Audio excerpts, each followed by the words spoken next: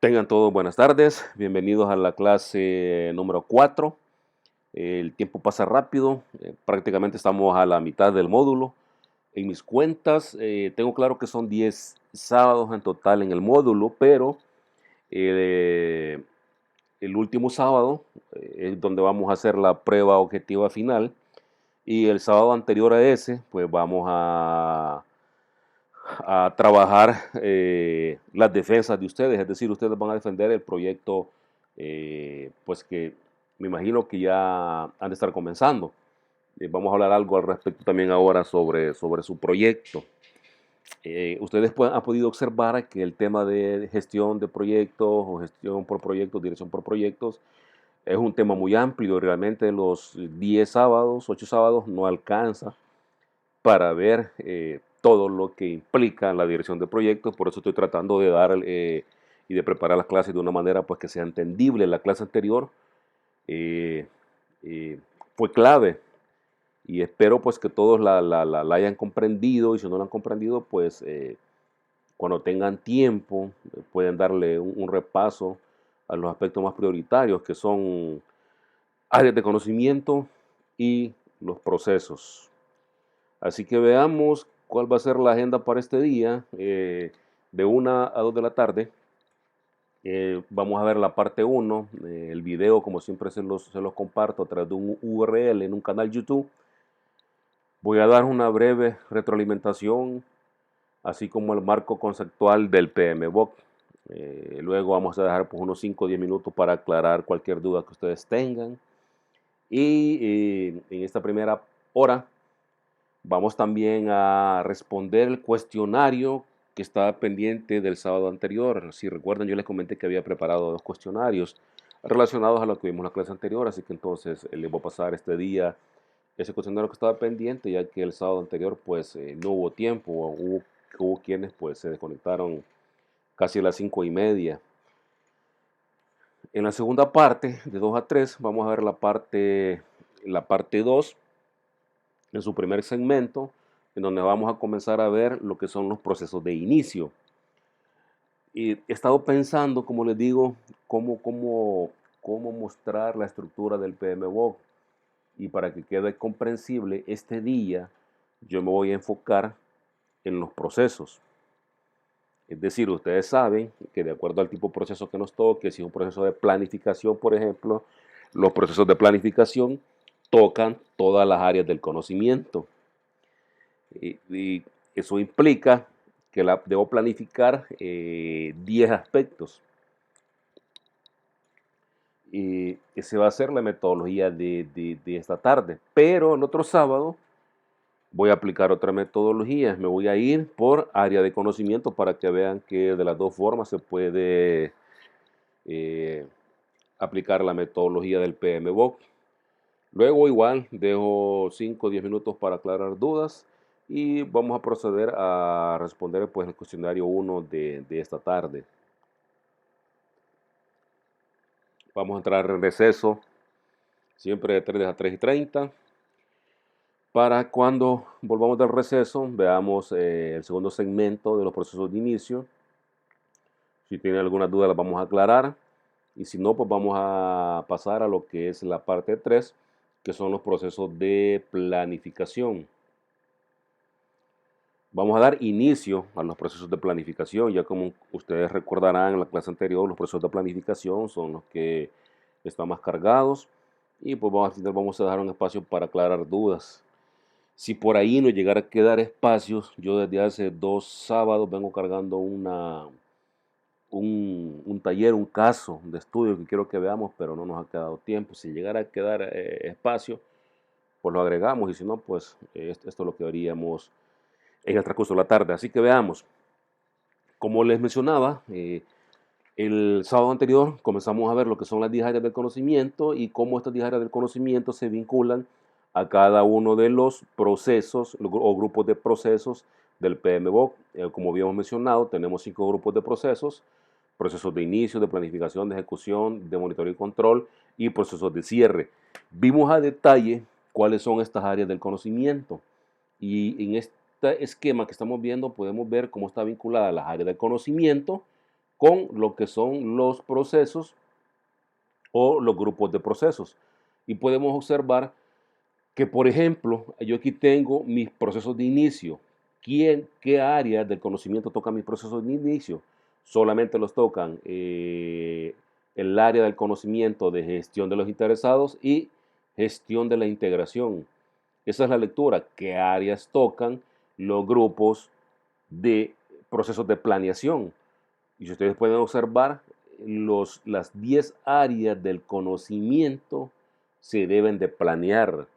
¿Cuáles son las que ejecutan? Las que se ejecutan son las áreas de conocimiento de gestión de los interesados, gestión de las adquisiciones, gestión de los riesgos, gestión de las comunicaciones, gestión de los recursos y gestión de calidad, así como gestión de la integración. Gestión de la integración, si ustedes observan en este esquema, es la única área del conocimiento que toca los 5 grupos de procesos. Y seguimos con la lectura. Monitoreo y control aplica a todas las áreas del conocimiento, y el cierre lo hace gestión de la integración. Entonces aquí estamos viendo la vinculación de áreas de conocimiento con grupos de procesos. Y posteriormente habíamos visto también, mirábamos, de que cada una de estas áreas tiene diferentes procesos. En los procesos de inicio estamos claros que solamente son dos. El tema de desarrollar el acta y el tema de identificar los interesados. Estamos tocando dos áreas. Pero cuando nos vamos a planeación, que es el grupo de procesos que más procesos tiene 24, podemos observar que algunas áreas del conocimiento, como por ejemplo el alcance, tiene 4 procesos relacionados al grupo planeación. Eso lo vimos. ¿Y cómo se deben ir implementando? Pues de manera secuencial, así como está numerado. ¿Cuál es la metodología que veremos este día? Como les mencionaba, vamos a trabajar sobre grupos de procesos. Vamos a ver grupos de procesos de inicio, quiere decir que vamos a ver el proceso 1, proceso 2, y vamos a ver algunos procesos de planeación. ¿Cuál vamos a ver ahora? Vamos a ver el tema de planeación, el proceso 3, el proceso 4 y los procesos relacionados al alcance, que es el 5, 6, 7 y 8. Hasta ahí nos quedaríamos esta tarde. Y el siguiente sábado voy a invertir el método, y ya no va a ser por procesos, sino que va a ser por área, por grupo, perdón, va a ser por grupo de procesos, y vamos a desarrollar específicamente el área del conocimiento de gestión de los riesgos. Bien, esto lo vimos el sábado anterior. Es importante pues tener presente que tenemos grupos de procesos y tenemos 10 áreas de conocimiento. Ahí hemos visto también todo el tema de en qué momento interviene cada grupo de proceso y cuánto y cuál es el nivel de esfuerzo de cada uno de ellos de acuerdo a su nivel de ejecución y cómo va transcurriendo el tiempo en cada uno de ellos. Brevemente, ¿qué se hace en los procesos de planificación? En planificación, aquí lo que hacemos es definir el alcance del proyecto, eh, se refinan los objetivos. Cuando hablamos se refinan, es decir, se ajustan, porque en todo el tema de planificación analizamos las 10 áreas del conocimiento, y eso muy seguramente nos va a llevar a que los objetivos pues los estemos adecuando. Entonces al final lo que vamos a tener es un plan de dirección del proyecto. Eso lo vamos a ver este día. En la parte de ejecución, ¿qué hacemos con los procesos de ejecución? Aquí lo que hacemos es coordinar todos los recursos para implementar el plan para la dirección del proyecto. Si aquí planifiqué, aquí, como su nombre lo dice, voy a ejecutar. Bueno, aquí está repetido, es lo mismo. Y como su nombre lo indica, cuando esté ejecutando también necesito hacer monitoreo y control. Entonces quiere decir que estos grupos de procesos me ayudan a supervisar el avance del proyecto y aplicar ya sea acciones correctivas, preventivas, de mejora, corregir, etcétera. Y en el cierre, pues el cierre básicamente lo que está haciendo es aceptar formalmente los entregables del proyecto. El proyecto está, se da por finalizado. También el sábado anterior vimos algunos tips de cómo leer el PMBOK, que es la guía de los fundamentos para la dirección de proyectos.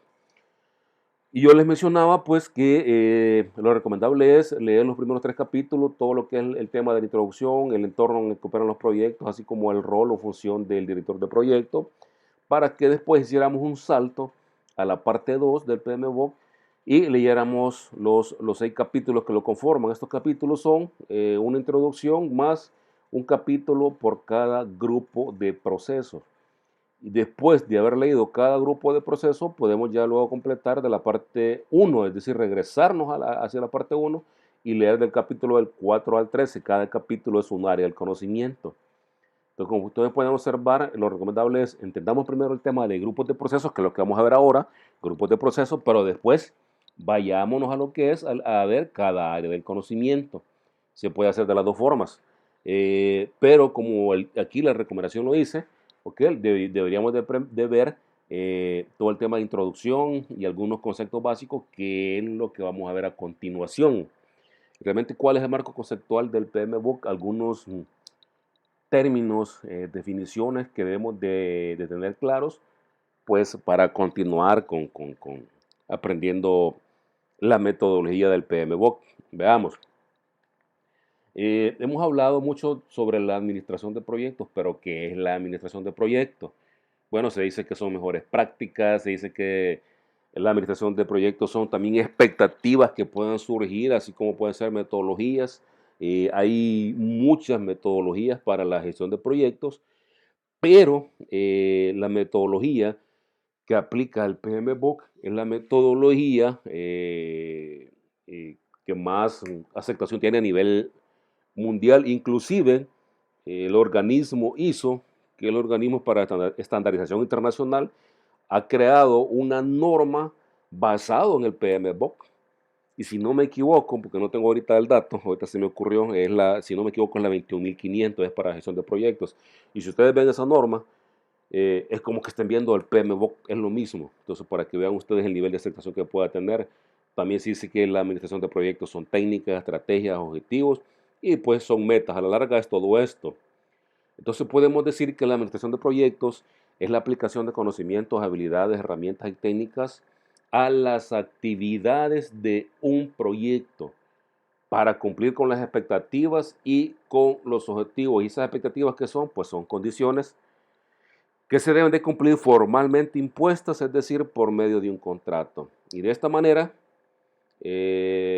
cumplimos con un cronograma, cumplimos con el presupuesto y con los requisitos de calidad acordados.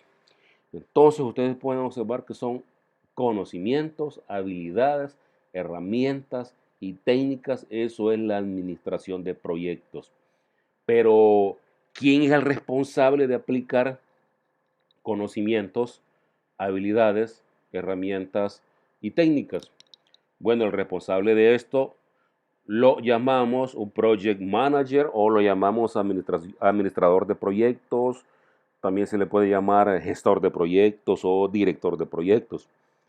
Él es responsable de cumplir los objetivos que se han definido en el proyecto, vigilando el desempeño del mismo, el rendimiento del equipo, de las personas, etcétera. Él lo que hace es aplicar conocimiento pues a través de buenas prácticas, es decir, experiencia, así como también es responsable de equilibrar intereses y gestionar las influencias de los interesados, así como equilibrar las restricciones. Ya habíamos hablado de las 3 restricciones que tiene un proyecto.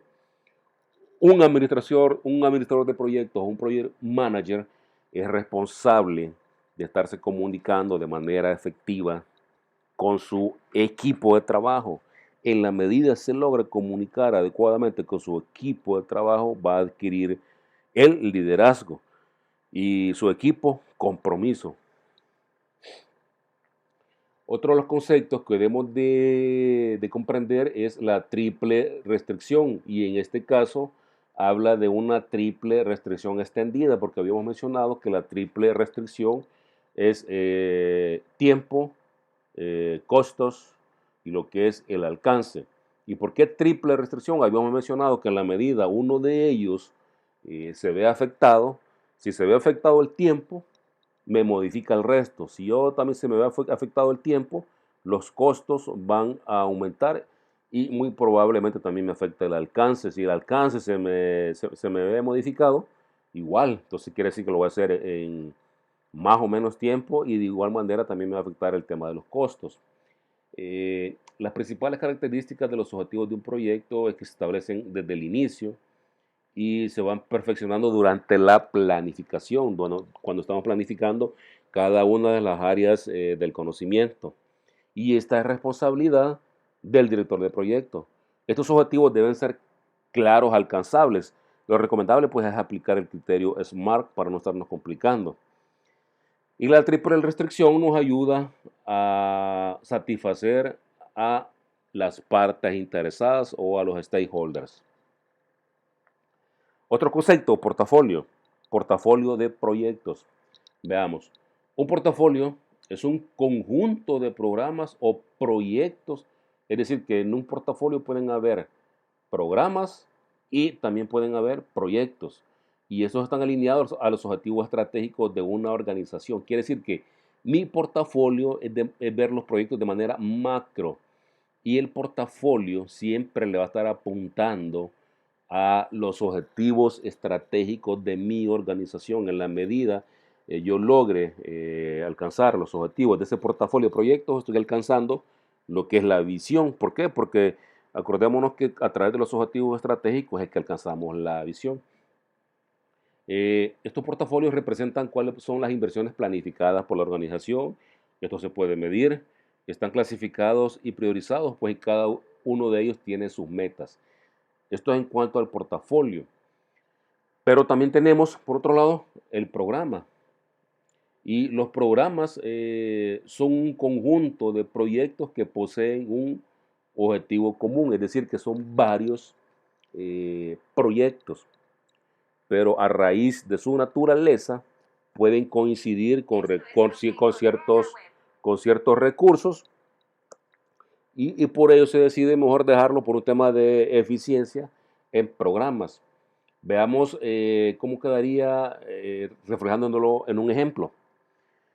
Yo puedo tener diferentes programas y hablamos también que también puedo tener diferentes portafolios. Y un portafolio tiene programas o proyectos. O un programa lo que tiene son o subprogramas o proyectos.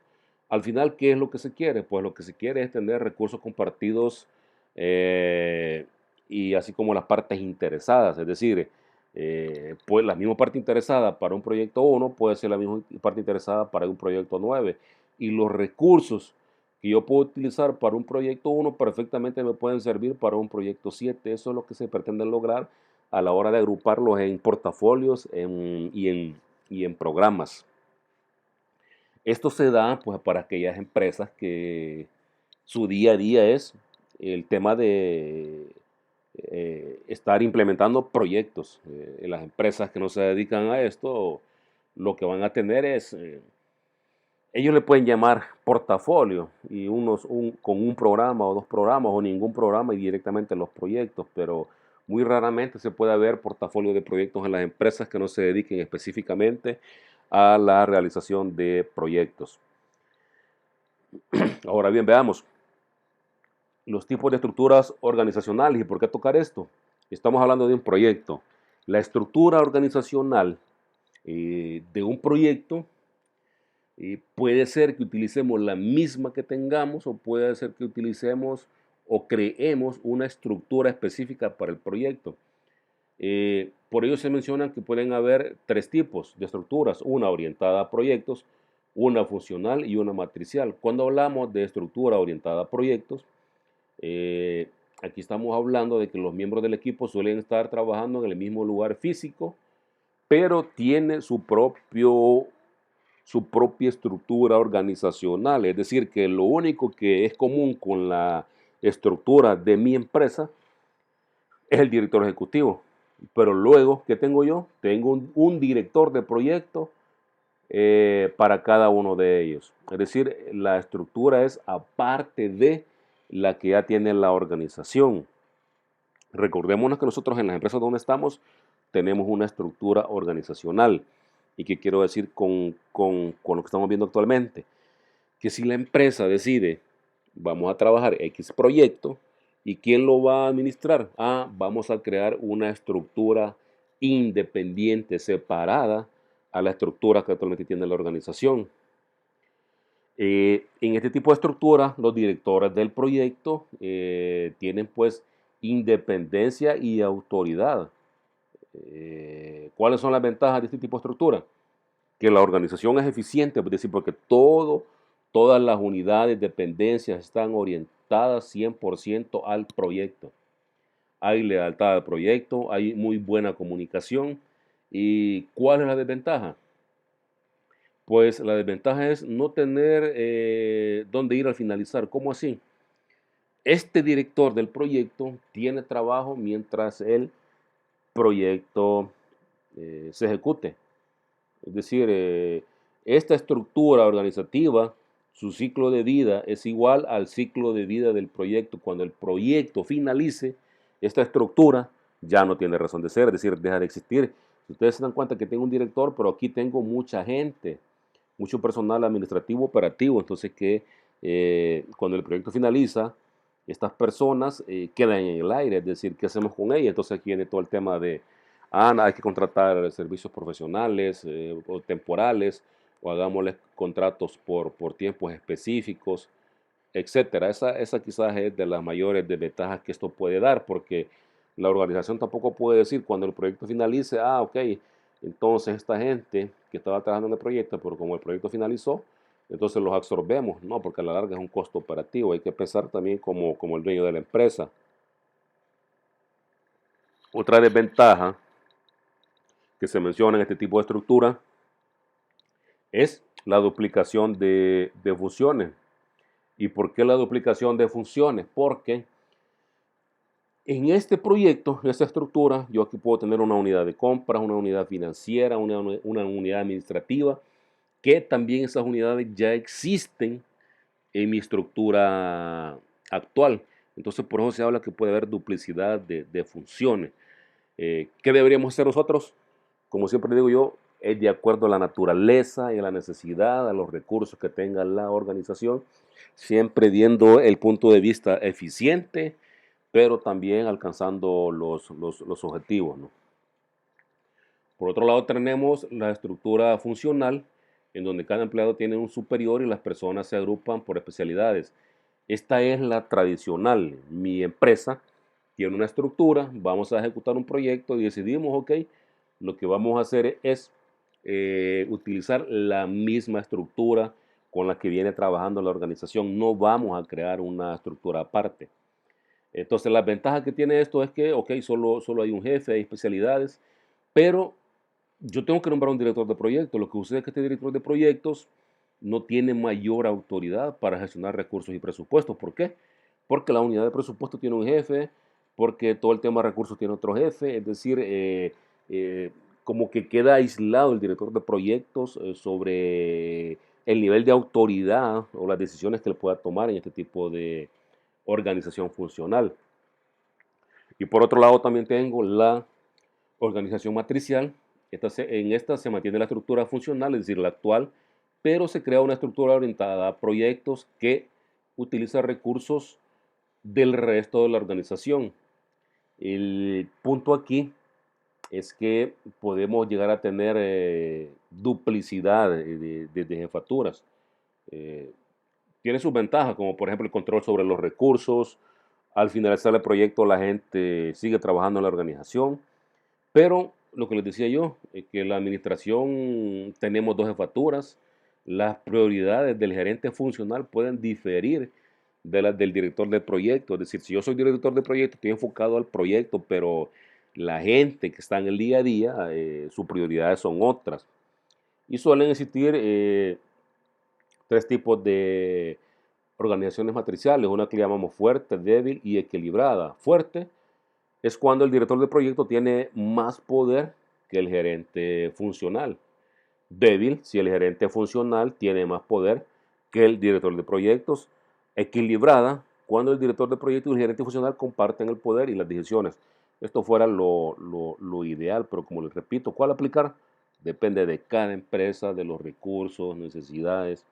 Es decir, hay muchos criterios que hay que, cada organización es diferente y no se puede decir que hay una en específica que es la que se debería de implementar. No puedo decir, implementemos la funcional y en eso la empresa tiene los recursos y la funcional por estar viendo el día a día descuida el proyecto. Entonces, es decir, lo mejor es ver por separada cada organización.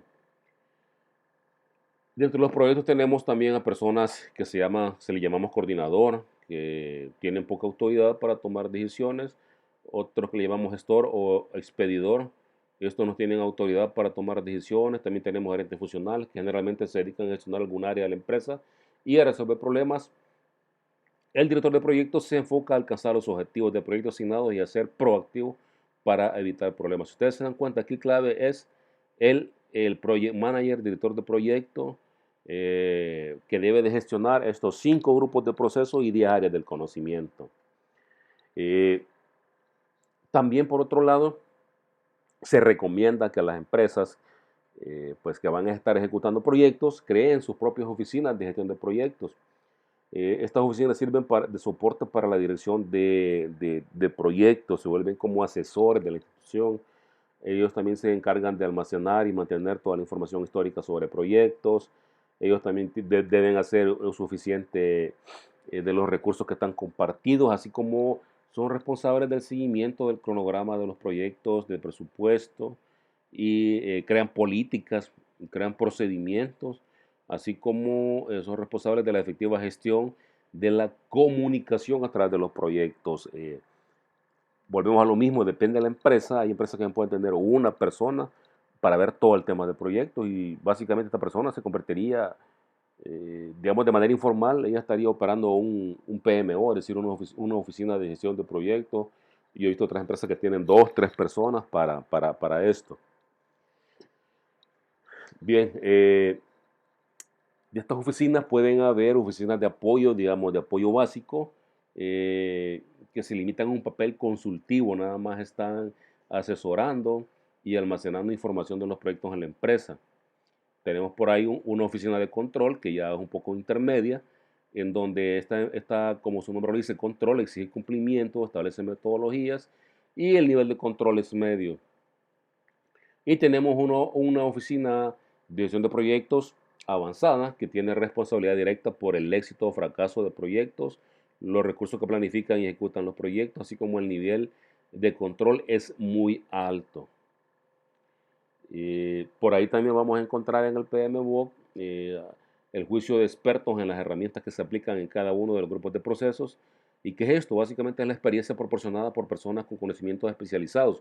Por ejemplo, un PMP, es decir, Project Manager Professional, o alguien que tenga conocimientos en dirección de proyectos, podríamos decir, ok, él es un experto, a eso le llamamos juicio de experto por la experiencia que pueda llegar a tener. Bien, no sé si tienen consultas al respecto, entramos 5, 10 minutos para cualquier aclaración, pues, que ustedes desean que les haga.